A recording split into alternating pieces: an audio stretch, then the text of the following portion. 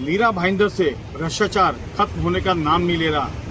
जड़ें इतनी तह तक गई हुई हैं कि उन्हें खोदते खोदते वर्षों लग जाएंगे। नमस्कार दर्शकों साथियों, मैं हूँ शशि शर्मा, आप देख रहे दबंग खबरें। दर्शकों, आज हम नेताजी सुभाष चंद्र बोस मैदान में मौजूद हैं और मेरे पीछे देखिए हंगर स्ट्राइक का बैनर लगा हुआ है। रणजीत झा नामक एक युवा जो मीरा भाईंदर में 10,000 करोड़ से ज़्यादा का बड़ा स्कैम है, किस तरह अधिकारी एकत्रित होकर संगठित अपराध करते हैं, इसे अपराधी कहेंगे भ्रष्टाचार को। उनकी कार्यशैली किस तरह की है, रणजीत झा ने बीड़ा उठाया है। आज उनका तीसरा दिन है हंगर स्ट्राइक का। ये नौजवान बैठा है मीरा भाईंदर की जनता को न्याय दिलाने। मीरा भाईंदर के जो टैक्स पेयर हैं उनकी जेबें काटी जा रही है, लूटा जा रहा है, उनकी गाड़ी कमाई को पर डाका डाला जा रहा है, लेकिन आवाज कोई नहीं उठाता। इस नौजवान ने आवाज उठाई है। आइए जानते हैं, कुछ यहाँ पर हमारे साथ आंदोलनकारी हैं, प्रदीप जंगम है, उनसे भी जानते हैं क्या कहना चाहेंगे इस आंदोलन के बारे में। सबसे पहली बात तो आज ये विषय क्या अभी का नहीं है, पिछले 4 सालों से ये सब फॉलोअप चालू है। तो ये 4 सालों में आखिर में प्रशासन ने किया कैसे? पहली बात परमिशंस, नॉर्मल आदमी अगर कोई एप्लीकेशन करता है तो नॉर्मल एप्लीकेशन पे सभी इंक्वायरी होती है, लेकिन इतने बड़े बिल्डर लॉबी का कोई एप्लीकेशन पे कोई सुनावनी होती नहीं है, कोई चेकिंग होती नहीं है, पेपर चेक होती नहीं है। इवन आज यहाँ पे ओसवाल दर्शन के भी लोग सोसाइटी के बैठे हैं। वो रिजर्वेशंस कैसे कम हुआ, उसको कैसे सहूलियत मिली, अभी कैसे उसको पास किया गया, ये भी बड़ा विषय का मुद्दा है। और सिर्फ एक ओसवाल की नहीं है, मीरा भाईंदर के सभी जितने भी लेआउट्स है उसमें आरजी का जगह जो विषय है उसमें अपना घर भी हो गया, उसमें ओसवाल का भी हो गया, उसमें जैसल पार्क का भी लेआउट हो गया। हाल ही में जैसल पार्क में एक फायर स्टेशन अभी चालू हुआ, 97 में जो चालू करना था आरजी की जगह पे अभी 2025 में चालू किया फायर स्टेशन।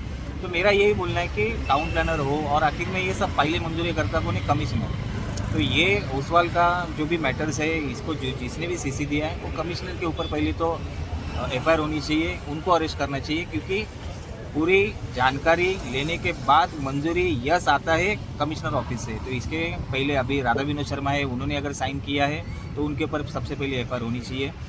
संजय काटकर साहब थे इसके पहले, उनके ऊपर एफआईआर होनी चाहिए। डोले साहब थे तो डोले साहब के ऊपर एफआईआर होनी चाहिए। तो जवाबदारी निश्चित होनी चाहिए, यही मेरी मांग है। और आरजी का विषय अभी का नहीं है, 97 से मीरा भाईंदर शहर में कम से कम 70 लाख फुट जगह आरजी की है, वो अभी तक हैंड ओवर नहीं हुई कॉर्पोरेशन को। और इसके लिए मेरा भी 2-3 बार आंदोलन हो चुका है। अभी रंजीत भाई बैठे, तो इसके लिए समर्थन और ऐसी ट्रांसपेरेंसी होनी चाहिए। सिर्फ मेरा शहर मेरा अभिमान बोल के मतलब नहीं है। आगे बनती है कि एक मीरा भाईंदर के टैक्स पेयर आज आंदोलन पे बैठते हैं तो आमदार की जवाबदारी है, दोनों भी आमदार की, प्रताप सरनाईक की जवाबदारी है, नरेंद्र मेहता की जवाबदारी है कि यहाँ पे आए और ये विषय सॉर्ट आउट करें। मेयर की जवाबदारी है, उप मेयर की जवाबदारी है, स्टैंडिंग कमेटी की जो सभापति है उनकी जवाबदारी है, 70 जितने भी 95 कॉर्पोरेट्स है उनकी जवाबदारी है कि आप इलेक्शन में तो बड़े बड़े दावे करते हैं भ्रष्टाचार खत्म करेंगे, ये करेंगे, लेकिन ये सब विषय ये भी तो वोटर्स ही है ना। इससे बड़ा मुद्दा आरजी का यूएसडी का ही है। जो मीरा रोड का लेआउट है 36 बिल्डिंग्स का, उसकी जगह अभी तक हैंड ओवर नहीं हुई है। सभी प्राइवेट पार्टीज के ऑफिसेज बन गई है, गणपति मंडल्स बन गए, मंदिरें बना दी है। तो मतलब, और अभी हाल ही में 9 ग्राउंड का जो मुद्दा था वो भी उसी में था।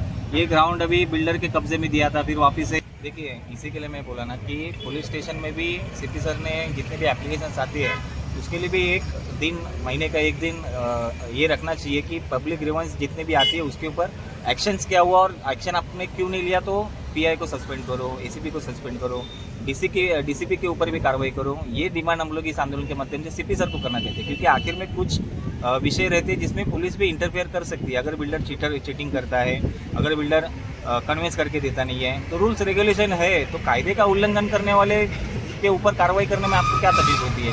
कौन से भी बिल्डर रहने दो ना, आपको क्या तकलीफ होती है उसमें? देखिए किस तरह से प्रदीप जंगम ने कहा है, पुलिस को भी कटघरे में खड़ा कर दिया है। अभी हमने कहा कनखे के जो एसीपी हैं उन्होंने 420 की कलम ही हटा दिया।